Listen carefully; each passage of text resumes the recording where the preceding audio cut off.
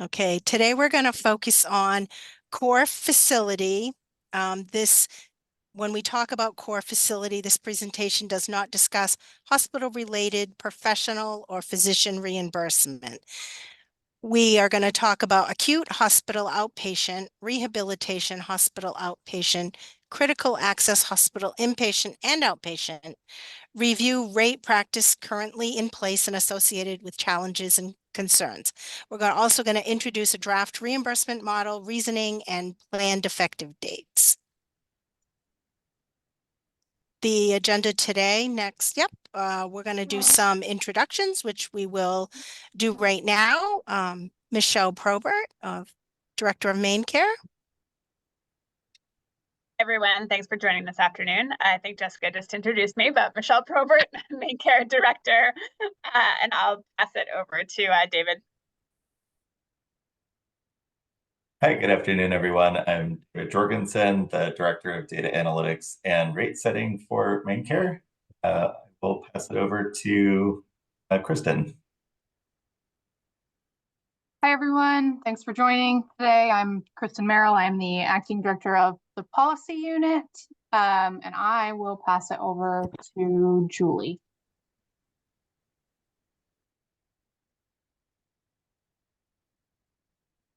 Julie, you're muted. Sorry.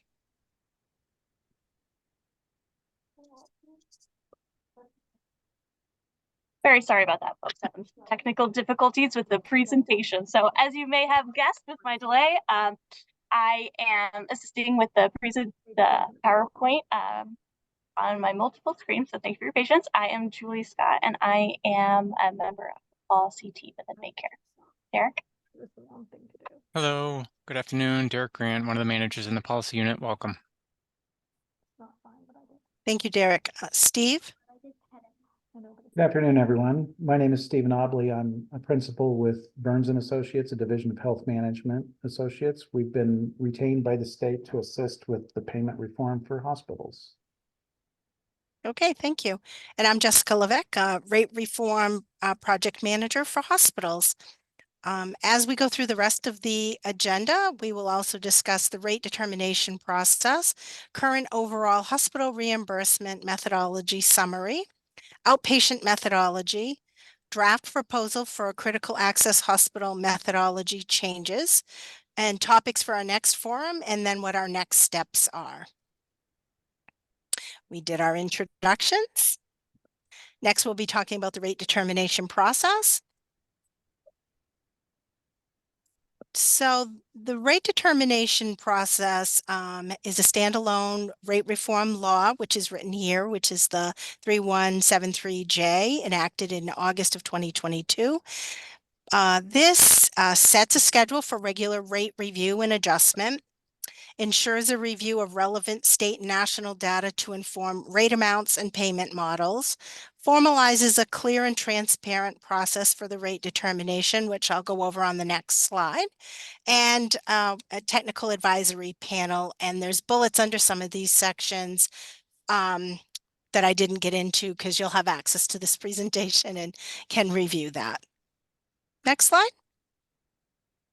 The process for rate determination is the flow below is a stakeholder kickoff, data collection, rate model development, draft rates, presentation and public comment, a rate finalization, rule proposal, and adoption. As we know, sometimes there's extra meetings in there and there's extra steps depending on the actual process and what we're accomplishing. For this particular study, we did have a forum on December 11th for inpatient focus.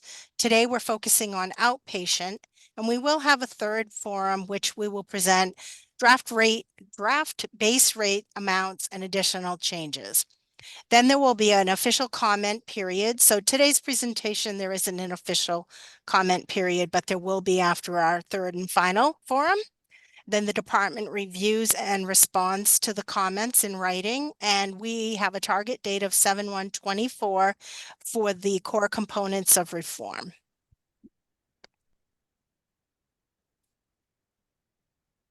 And then I think we're current overall hospital reimbursement methodology. is Michelle. Yep. Thanks, Jessica. Hello again, everyone. I'll take the opportunity before I dive into these slides to just give a few higher level comments to kick us off for the rate reform portion of this presentation. I just wanted to speak to the broader context here a little bit. As many of you are hopefully aware, the governor has included in her supplemental budget an initiative related to hospital rate reform. There are also changes proposed to current hospital taxes. Those changes are associated with this rate reform proposal. However, this presentation is only going to focus on the rate reform aspect of the governor's proposals. This is in alignment with our rate reform statute, so we will not be talking about taxes today. I also wanted to share that one of our overall objectives of main care rate reform includes ensuring rates are reasonable and adequate. And many times when we have these rate determination sessions, we are focused on inputs and assumptions to the rate that help determine whether the rates will indeed be reasonable and adequate. Having said that, hospital reimbursement is a little bit different and special, and CMS weighs in more heavily in terms of how they determine what is reasonable. And that is, I would say their main lever for that is really through upper payment limit requirements. I think it's fair to say that CMS would regard the upper payment limit, or the UPL, as really being what they see as a cap to what is reasonable. And we can agree with that or disagree with it, but it is federal law, and main care needs to comply with that law as well. So there are different methodologies for demonstrating compliance with the upper payment limit. That can include looking at comparison to Medicare, comparison to costs. As we have been looking at UPL, it is compared to cost. And this looks at costs in aggregate across all hospitals. So this is not about individual hospital to hospital experience, but really looking at how main care reimbursement to hospitals compared to aggregate costs. This includes looking at supplemental payment that is also required at the federal level, and the federal level at the feds separate the UPL requirements into outpatient versus inpatient. So as you may have also heard, with release of the governor's supplemental budget, we, with the proposed appropriation amount, really are about maxing out that upper payment limit. And so, again, what is a little bit special about our effort here is that we, to hit that upper payment limit, which again is about equal to costs in the aggregate, we calculate things like base rate amounts and the percent of Medicare, so that with all the little levers, the many levers that hospital reimbursement has, we are going to be reaching that targeted proposed appropriation amount.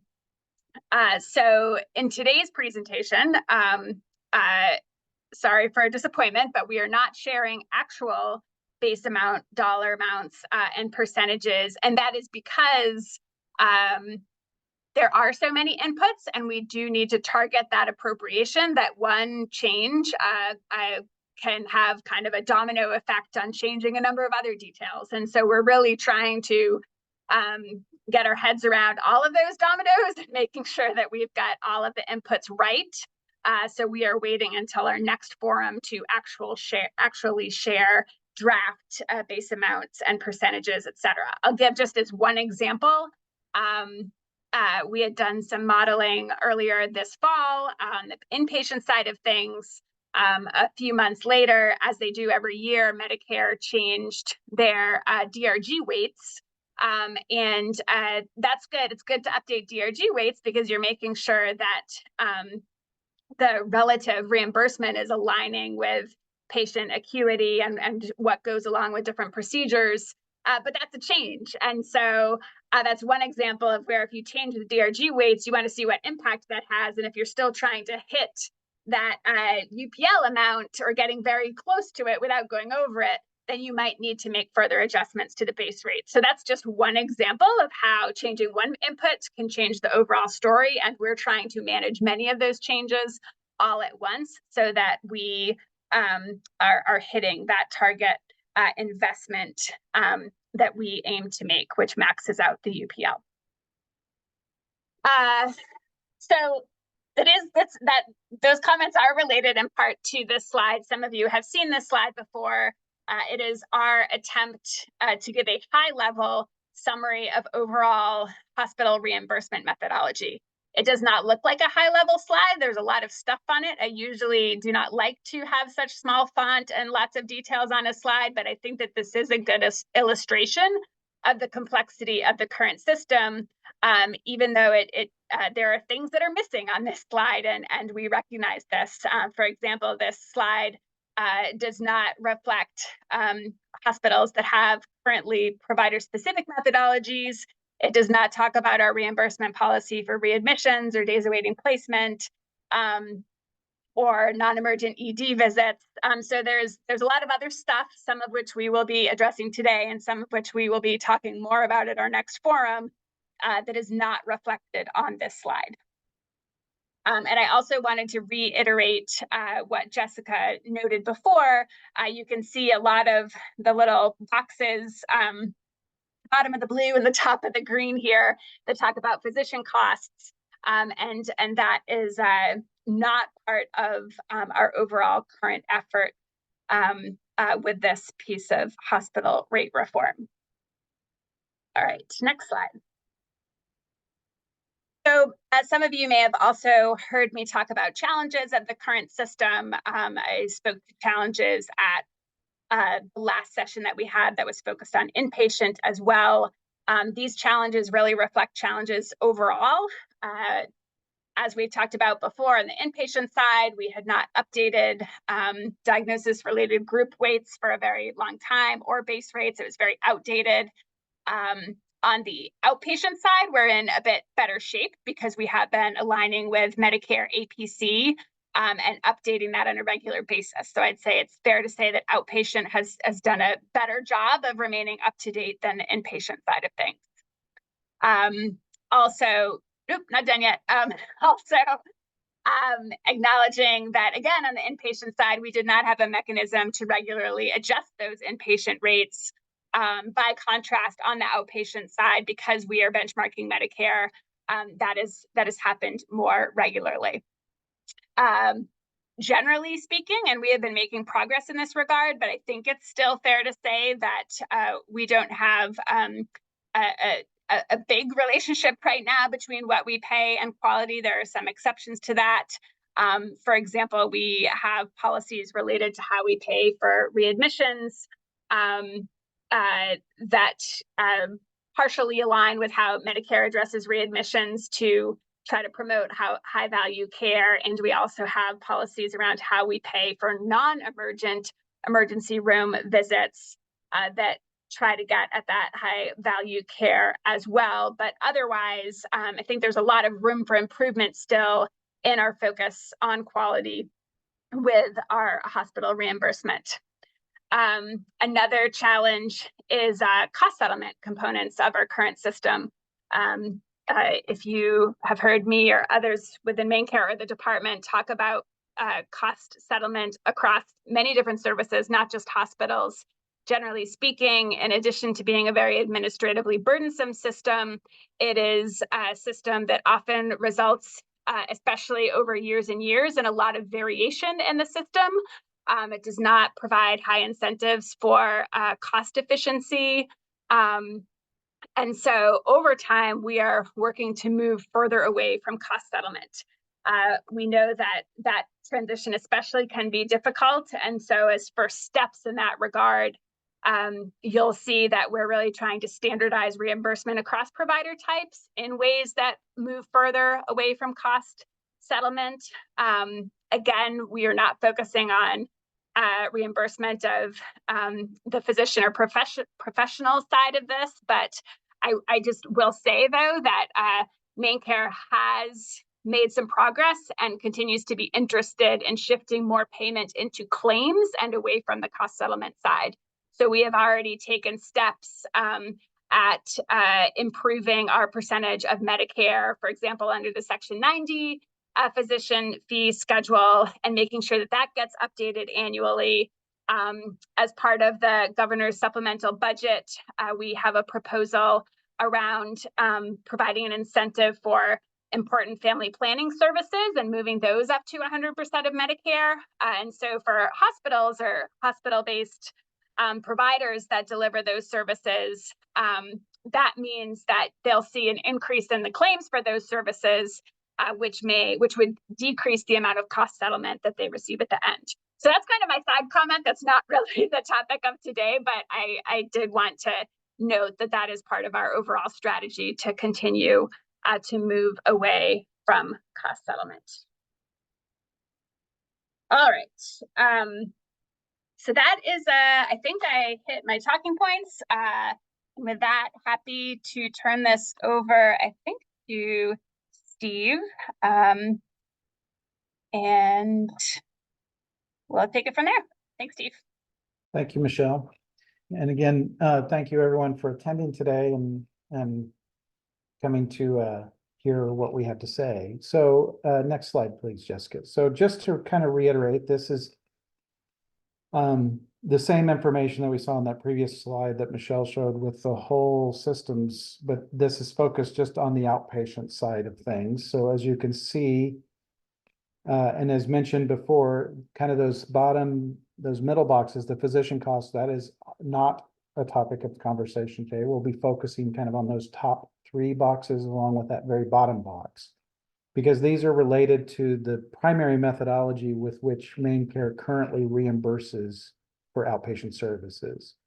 Currently, MaineCare uses the Medicare APC system to determine payments. That's their primary vehicle for payments on the outpatient side. The APCs are calculated and MaineCare reimburses at 83.7% of the Medicare amount. So for a little more detail, if we go to the next slide.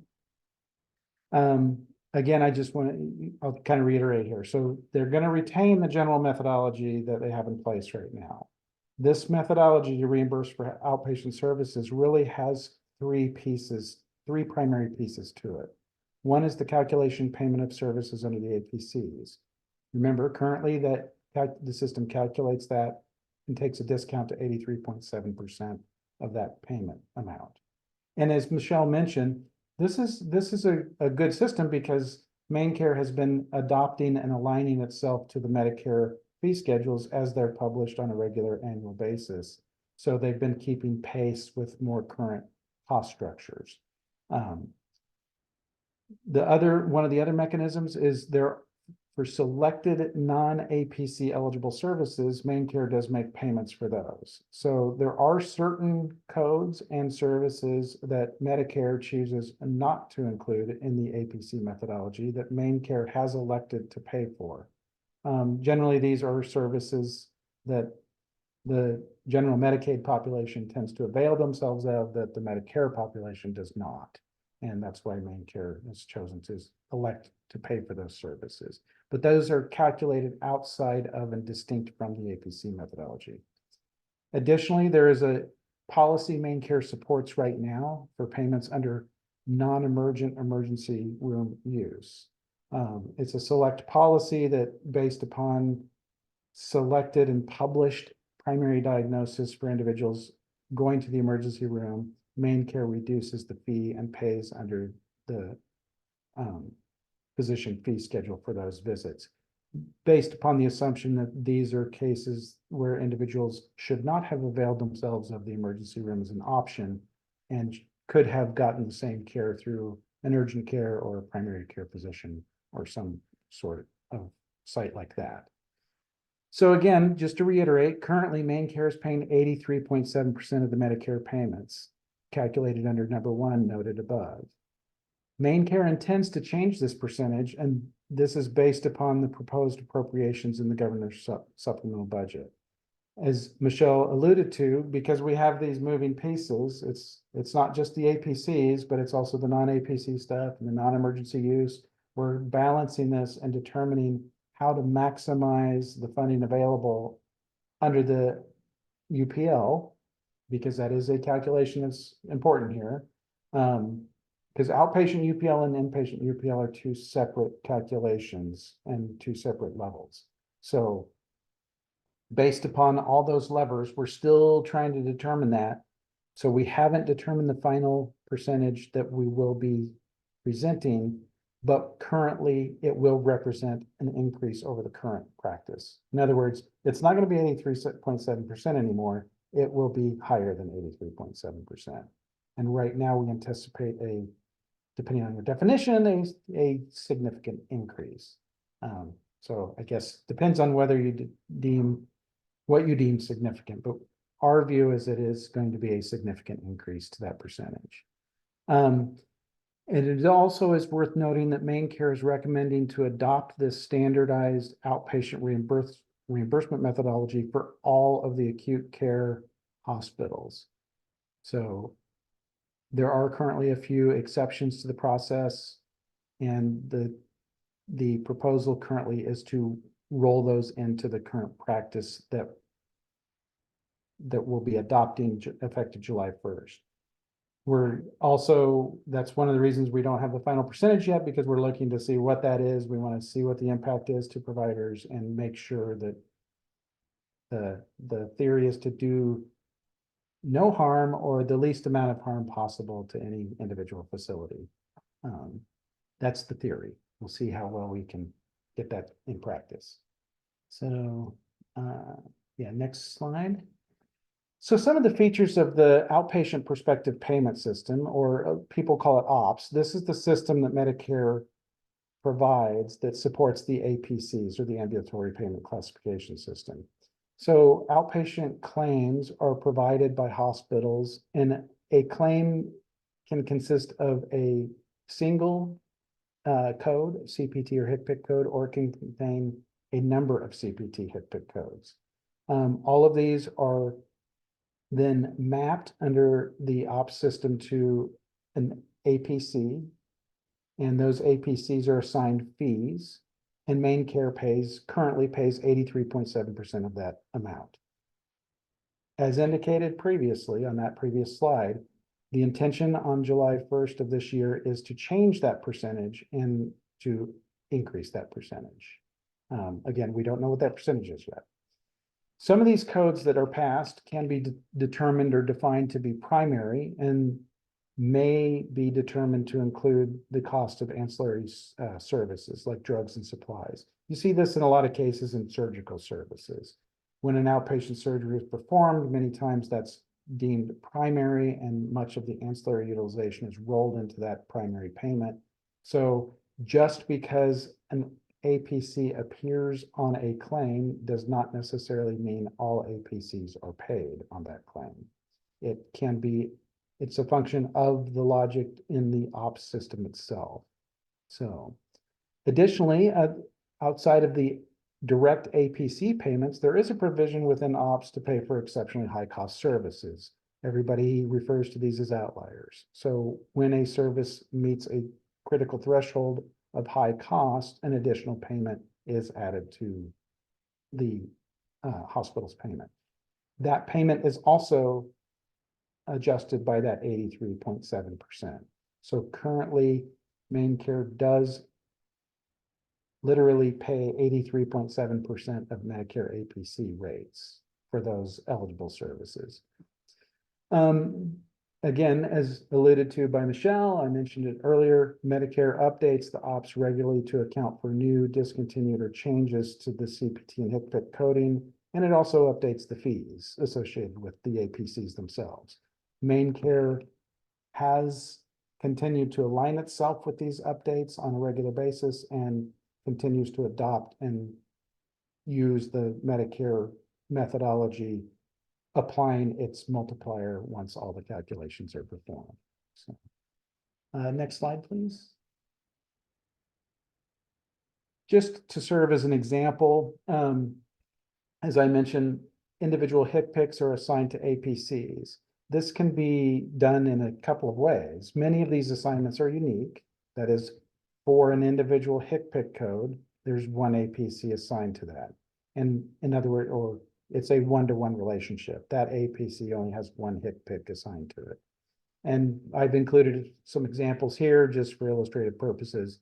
For those of you that are familiar with the CPT HCPCS coding, there are thousands of codes and a lot of APCs out there. So it would be too many to list on this presentation. However, there's also the situation where some assignments are non-unique. That is, multiple HCPCS are assigned to one APC.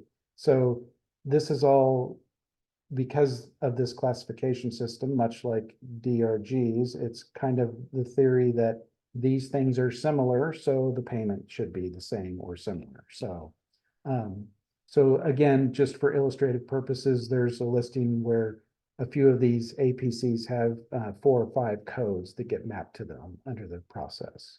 I think Michelle just shared or somebody shared the Appendix B or Addendum B materials from the final rule where you can get all of these details. So, and MaineCare supports those on their website as well. So, next slide. Oh, thank you. So as far as services paid outside of the APC methodology, there's really the 2 situations noted below. So there's non-APC eligible services, and this really falls into 2 categories. So there are HCPCS listed that Medicare has, but they do not assign them to an APC.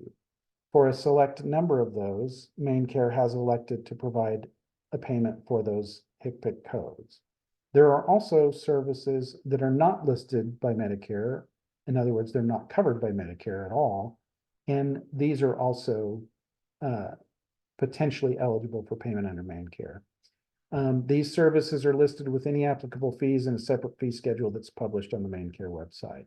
Most likely, if you're not directly aware of these, there is somebody likely in your outpatient reimbursement team that is very aware of this fee schedule and where it is published.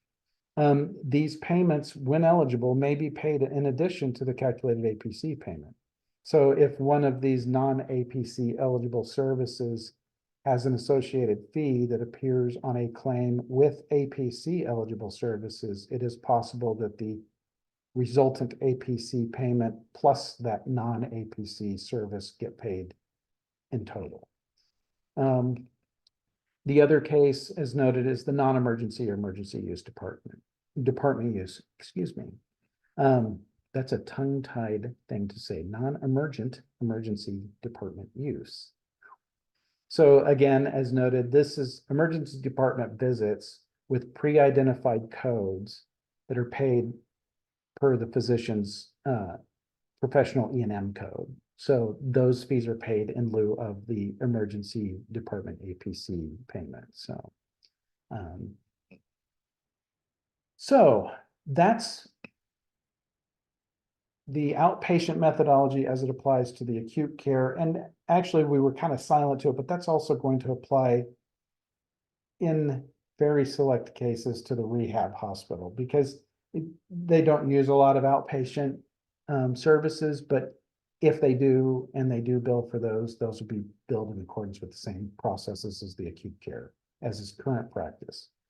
So for the critical access hospital, we thought we'd go ahead and kind of kill 2 birds with 1 stone on this one and talk about both the inpatient and outpatient. So, oh, how'd this happen? That must have been out of order, Jessica. So sorry.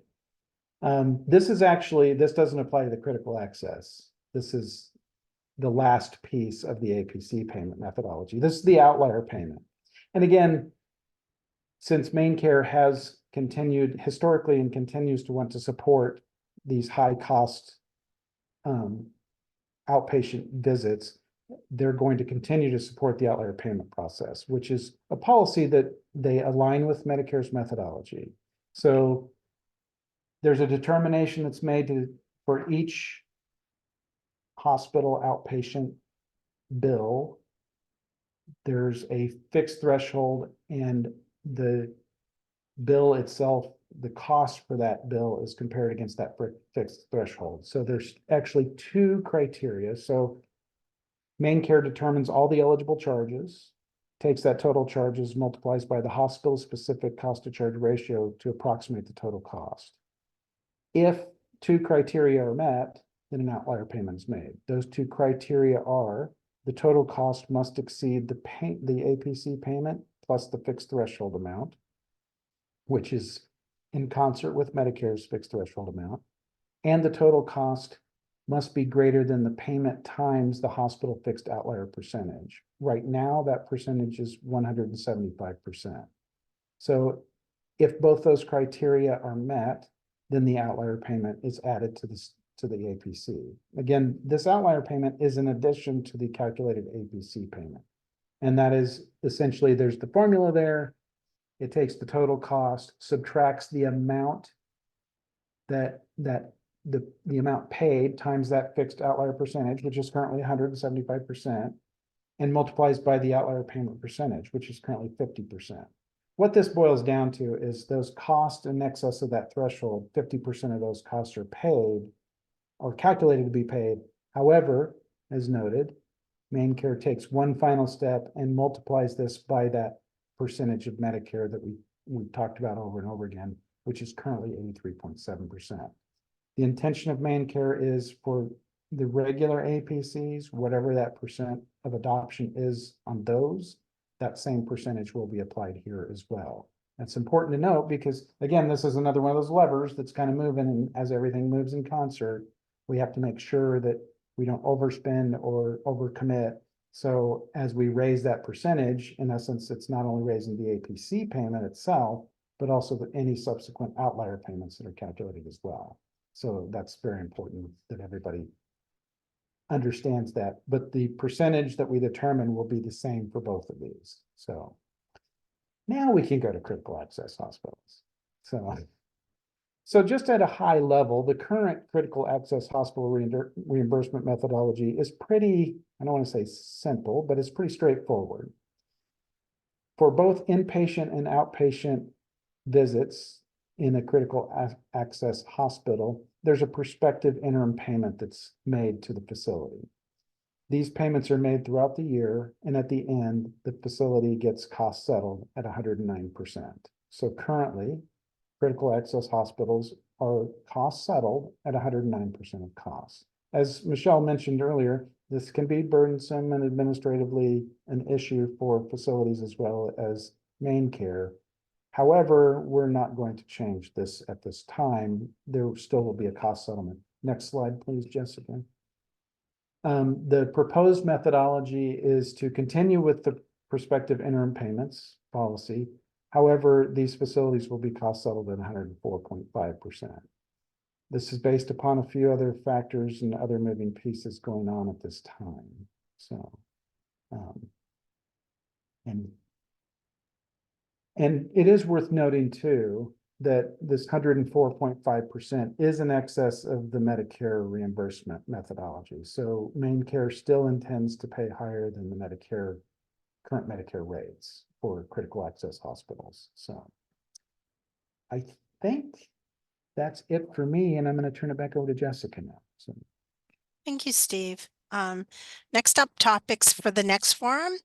The next forum will be talking about inpatient services, the reimbursement by peer groups, along with additional details for corresponding outlier reimbursement methodology and their draft rate bases for the inpatient DRG. Readmission policy, the department will share relevant developments of discharge and readmission work. Days awaiting placement, we'll share our draft of a proposal to reintroduce the DAP. Outpatient services, the department is reviewing its current reimbursement methodology for provider-based departments. And COLAs, the department's working to incorporate COLAs on a regular basis in alignment with rate reform efforts. So that will be our next forum. We'll be discussing those topics. Next slide, please. This brings us to the questions portion.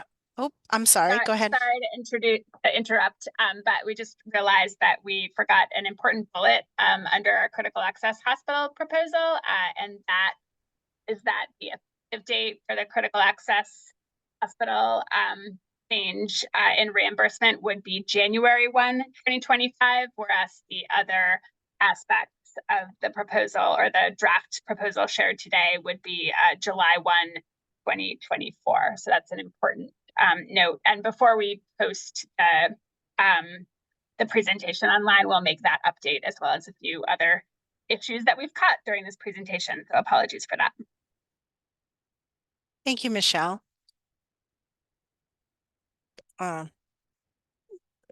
Questions? This is the question portion. For anybody who is on a keyboard or a tablet, it's Alt-Y on your keyboard to raise your hand. We ask that you do raise your hand. If you have a comment, we're accepting comments today for questions pertaining to this particular presentation. If you want to raise your hand, please raise your hand. Try to keep your comments to 3 minutes, and I will call on you. If you're on the telephone, please press *9 for your phone. If anybody has questions, please raise your hand.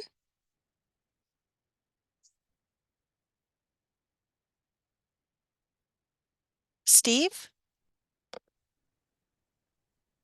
Yes, thank you. I'm the CEO of 2 critical access hospitals in Washington County. And I was just wondering I have heard that there are potential discussions about keeping the rate at 106% instead of taking it down to, 104.5 for the reimbursement.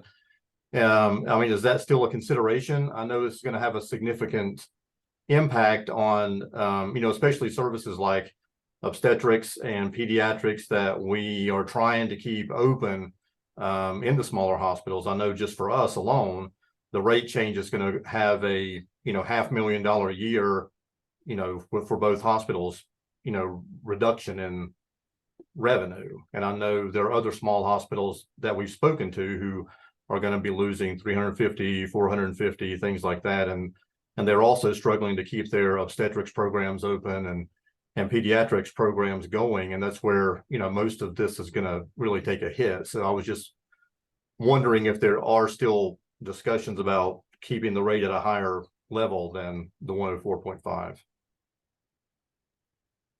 Thanks for that comment, Steve. The current draft proposal is for the 104.5, but we are happy to take your comments in writing if you like, including if you think that there's a more appropriate percentage. Yeah, obviously we'd like to keep it at 109 if possible, but if it was cut to just 106 or something like that, it would make it a little more manageable to to deal with the loss in revenue. Understood. Thank you. Thanks. Thank you. Skip? Hi, yes, I'm the Vice President of Reimbursement for Maine Health, and I just have a question on the graduate medical education payments. And I realize, Michelle, you had mentioned that you're trying to get away from the settlement aspects of a lot of these cost reports and drive into the remit payments as the default. But can you speak to how that might negatively impact the future of graduate medical education in the state and the expansion to try and of programs and trying to bring doctors into the state? So the focus of today's presentation was really on the outpatient side. We talked more about inpatient, including GME at our last presentation. We certainly have no interest in negatively impacting education for rising physicians and other professionals in the state. I'll look to Steve to tell me if I'm wrong on this, but I believe that the GME component that is being worked into the inpatient rate is hospital specific to recognize different sizes and structures of those GME programs at different hospitals. And so we think that that is a reasonable approach to continue CMB support at previous levels while being able to move away from the more burdensome aspects of cost reimbursement. And I think I saw Stephen nodding his head when I said that. So I believe that's right, even though I haven't looked at it in a few months. That's absolutely correct, Michelle. It is a hospital-specific factor, and the intent of the process is one that would allow for an update to that factor on a regular basis, just like the intent is to update the weights and the base rates regularly. The GME cost could be reviewed and those factors could be updated on a regular basis to ensure that there is no out of control costs, to those. To Michelle's point, it's absolutely critical that the state continue to support the education facilities and those costs. So this is intended to be a factor that can be adjusted on a regular basis is the intention here. It was great to hear. I was not aware of that. Thank you. And I've posted in the chat the rate reform website where you can access any of the presentation recordings that we've given if you've missed prior recordings and wanted to see what was discussed, or just pull up the presentation. Al? Thanks. Good afternoon, everyone. And again, thanks for the opportunity to chime in on the forum. This may be going back a little bit to this question around critical access hospitals and the reimbursement. And I'm not sure I understand this completely as it relates to the sort of the intertwining of the tax program and the reimbursement. And I think as a bullet said, right, they're kind of, even though this isn't a talk about the tax side, they're connected. So when we talk about the reduction in the critical access hospital reimbursement, I may have been under the impression that part of that was because the tax was going away. And is that driving part of that? And do we know, is that neutral in terms of the reduction in taxes from critical access hospitals relative to the reimbursement percentage that's selected? Was that intended to be neutral across critical access hospitals? Certainly, probably you'd have winners and losers depending on your volume of main care activity and the tax level. But can you just comment if that's the case? Sure, Al. So first I'll say that we greatly value the work that our critical access hospitals do and the services that they provide. And as we were considering changes to current tax law, as well as our current reimbursement model, we were looking at those in aggregate in comparison to each other. I will actually say that so one, we do not have all the information on critical access hospital costs. I've heard some discussion, for example, of impact from a Medicare perspective of us making changes to our main care reimbursement. We don't have access to that information, so we can't model it out.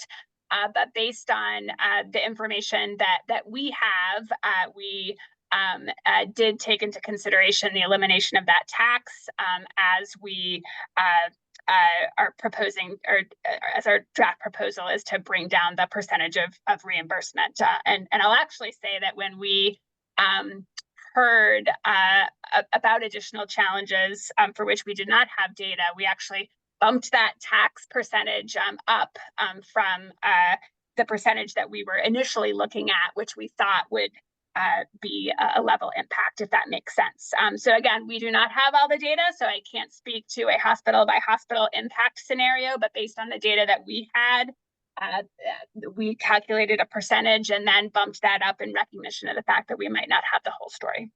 I think you said bump the tax percentage up, but did you mean bump the reimbursement position up? Oh gosh, if I said that, I totally said the wrong thing. So thank you for catching me on that, Al.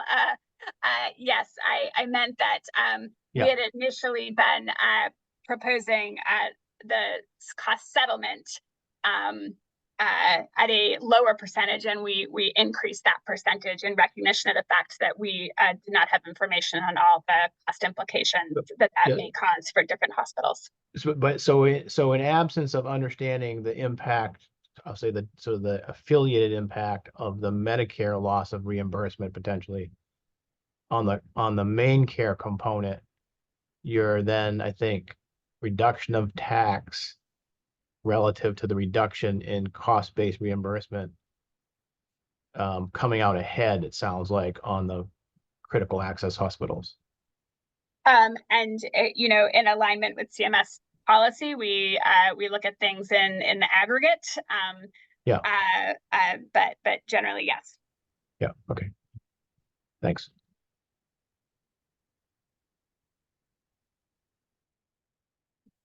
Does anyone else have any questions? Well, you know, if you're going to offer the opportunity, I'm going to ask another one.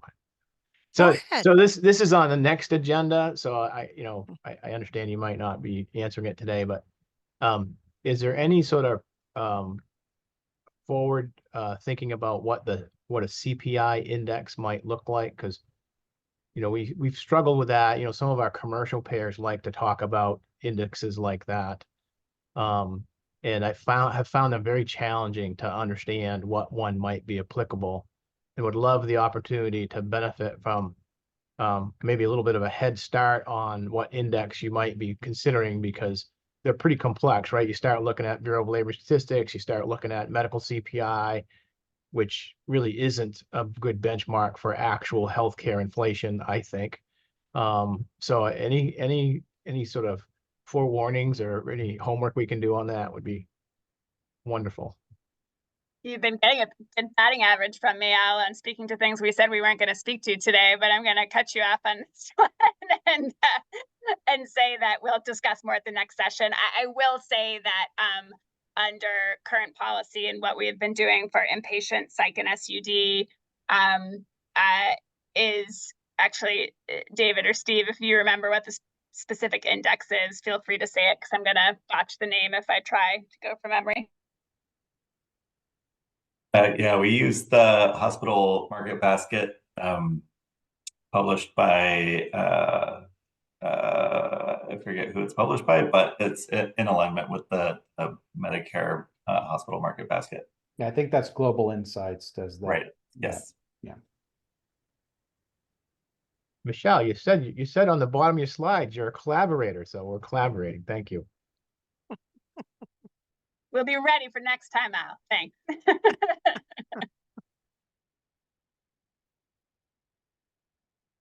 Any questions pertaining to the presentation today?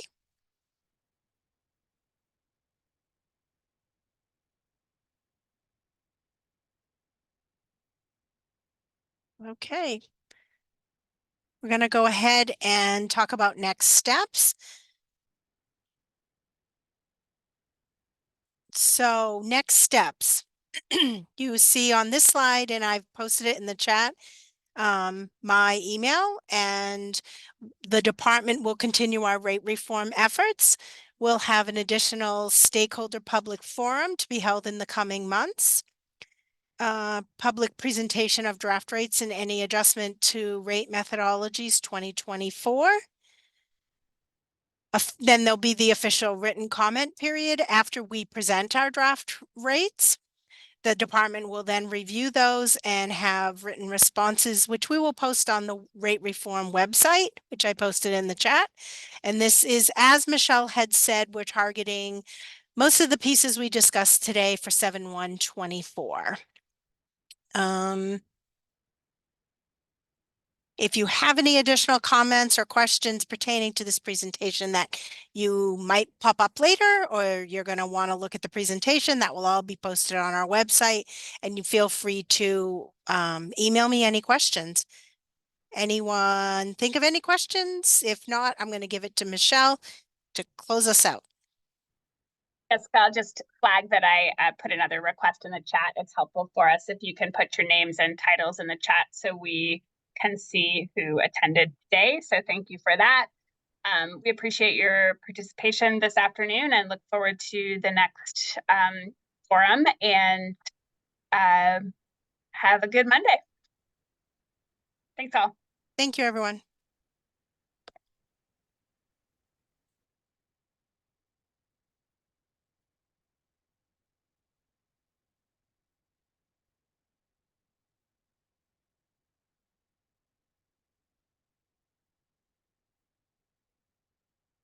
Maybe we should leave it as people are still writing in the chat.